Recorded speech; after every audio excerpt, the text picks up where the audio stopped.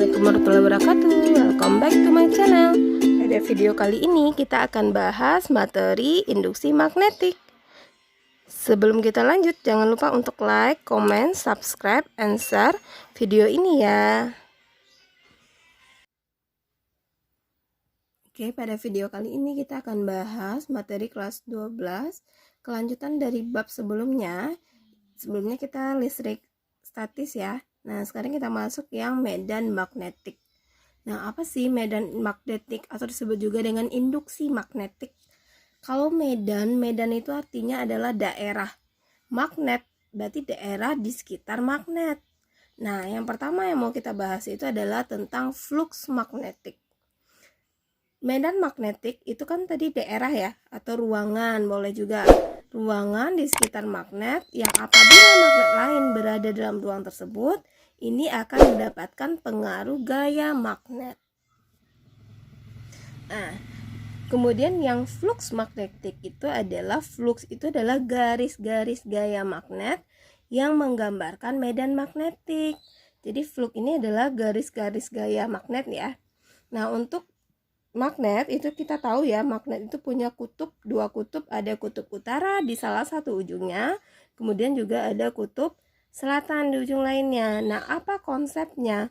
Garis gaya magnet itu dia selalu keluar dari kutub utara menuju ke kutub selatan. Makanya di kutub utara ini tanda panahnya arahnya keluar.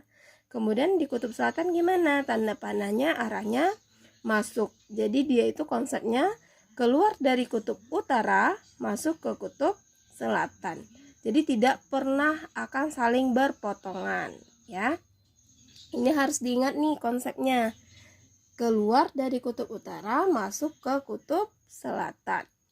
Nah, kemudian ada nanti di medan magnetik ada percobaan Oersted namanya. Kita tarik kesimpulannya aja. Ini di percobaan Oersted itu, kesimpulan dari percobaan Oersted adalah di sekitar kawat penghantar yang dialiri arus listrik akan timbul medan magnet. Misalnya nih, ini ada kawat. Terus kawatnya ini ada arus listrik. Ada I ya, ada arus listrik. Nah, ada titik di sini. Berarti di sekitar sini di sekitar sini ada medan magnet, seperti itu maksudnya. Jadi di sekitar kawat penghantar yang ada arus listrik akan timbul medan magnet. Jadi arus listrik menimbulkan medan magnet. Oke ya. Terus lanjut poin berikutnya itu ada kuat medan magnetik atau induksi magnetik. Nah, kuat medannya itu nilainya berarti ya. Untuk arah induksi magnet ini yang harus diketahui dulu. Jadi dalam belajar medan magnetik nanti kita akan lebih banyak menggunakan gaya, menggunakan arah seperti itu. Nah, ini misalnya arah induksi magnet. Ini ada dua tanda kita kasih. Kalau kita kasih tanda silang, ini menunjukkan bahwa arah medannya itu menjauhi pengamat atau masuk ke dalam bidang. Sedangkan kalau tandanya titik, ini menuju pengamat atau keluar bidang. Nah, ini untuk medan magnetik, kuat medan magnetik ini dia menggunakan kaidah tangan kanan. Jadi tangan kanan kita ya. Nah, yang bagian kita anggap yang ibu jari kita ini adalah arus listrik. Sedangkan keempat jari kita ini adalah arah medan magnet. Lalu mana yang dikatakan silang? Silang seperti ini menjauhi pengamat, masuk ke bidang. Anggap ini ya, ini bidang kertasnya. Berarti mana? Seperti ini posisinya. Masuk ke bidang. Ini arusnya. Kemudian mana yang katanya menuju pengamat, berarti arahnya ke kita, ke pembacanya seperti ini. Ini artinya menuju ke pengamat. Jadi dia menggunakan kaidah tangan kanan. Boleh tangan kiri, tidak ya. Jadi harus tangan kanan. Ibu jari ini adalah arah arus. Keempat jari kita ini adalah kuat medan. Arah kuat medan seperti ini ya. Berarti kalau dia seperti ini, berarti artinya dia masuk bidang atau menjauhi pengamat. Maka nilai X-nya, nilai kuat, menggambar kuat medannya itu kita kasih tanda X seperti ini. Silang ya. Kalau dia menuju pengamat, keluar bidang, ini tanda titik.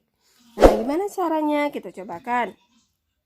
Misalnya nih, ini ada kawat, terus dia punya arus I, terus titiknya di sini ada titik A misalnya. Nah, titik A ini kita kasih tanda titik K atau kita kasih tanda silang. Nah, gimana cara menentukannya?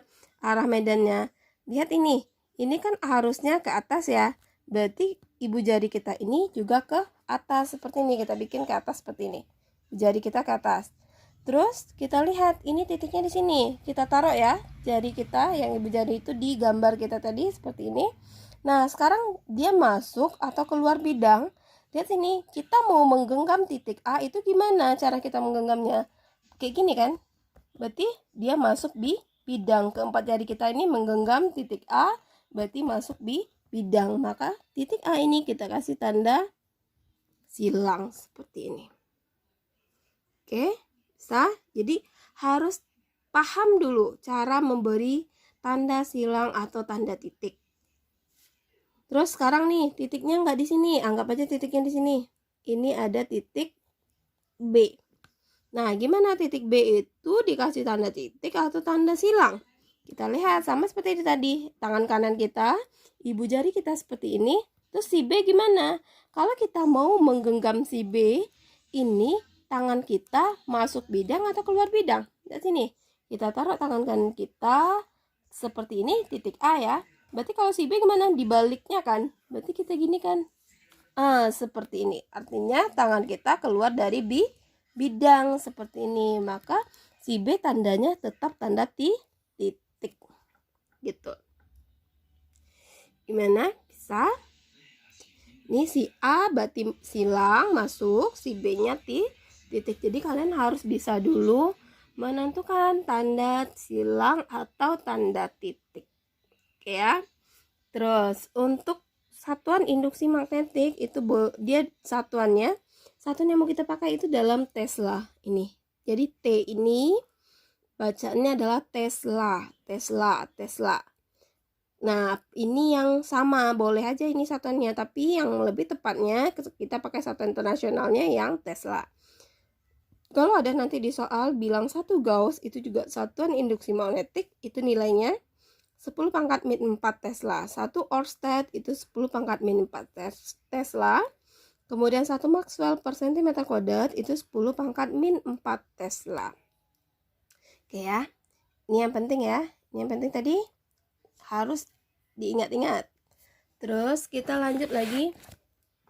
Induksi magnet pada berbagai bentuk penghantar. Jadi induksi magnet ini nanti dia ada pada kawat lurus, ada pada kawat melingkar, solenoida, toroida.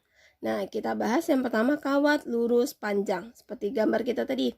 Ini ada kawat, terus ada arusnya. Ini titik A tadi ya. Ini masuk kan, makanya arah panahnya ke sana masuk.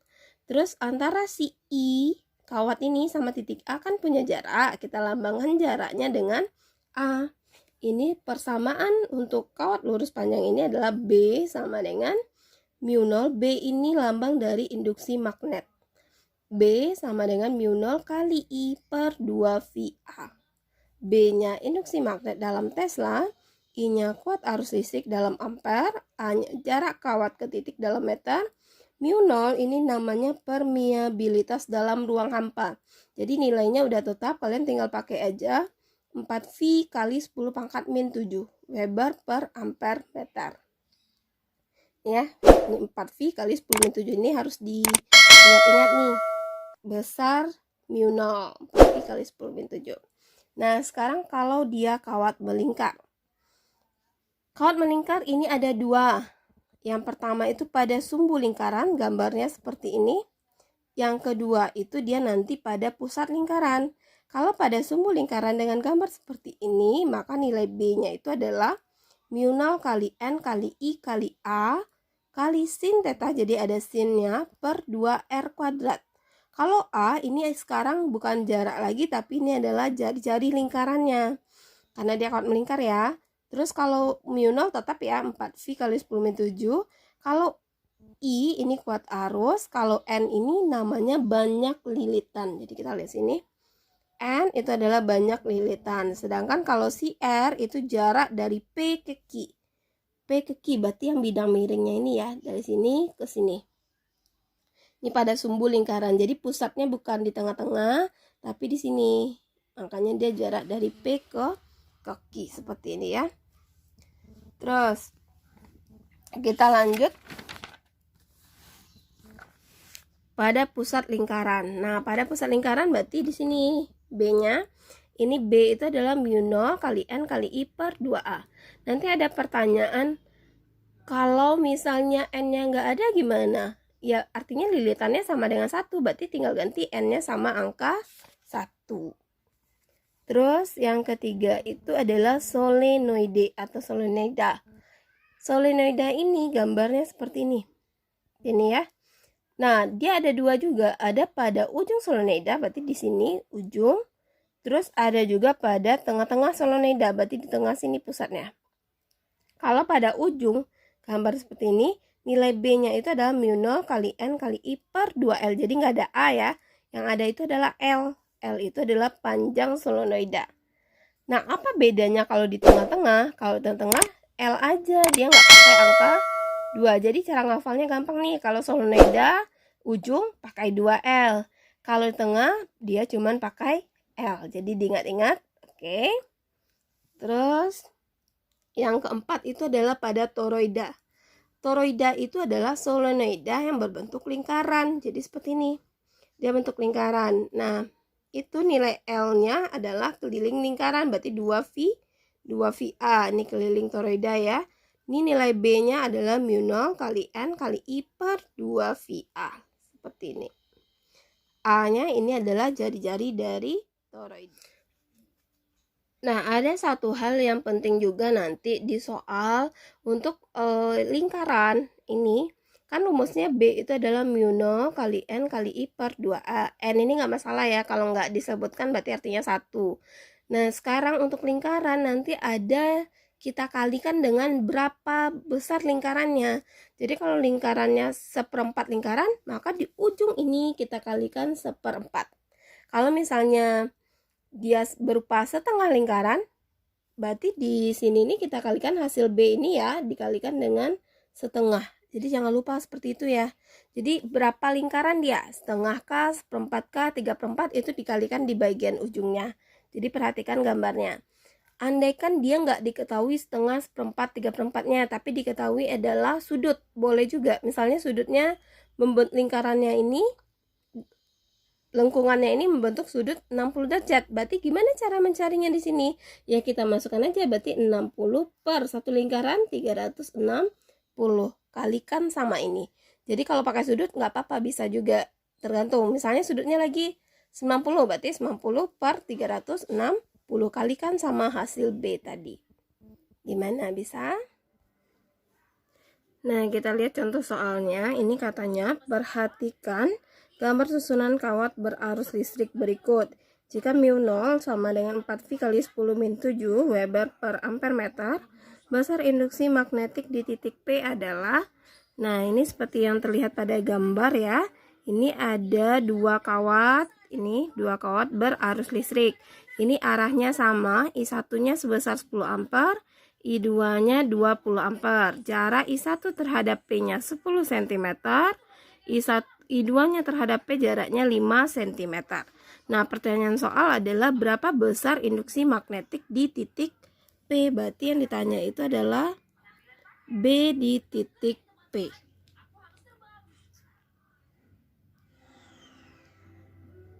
Nah, gimana caranya? Kita cari dulu satu per satu. Kita cari dulu B di titik 1 ya. B1 dulu.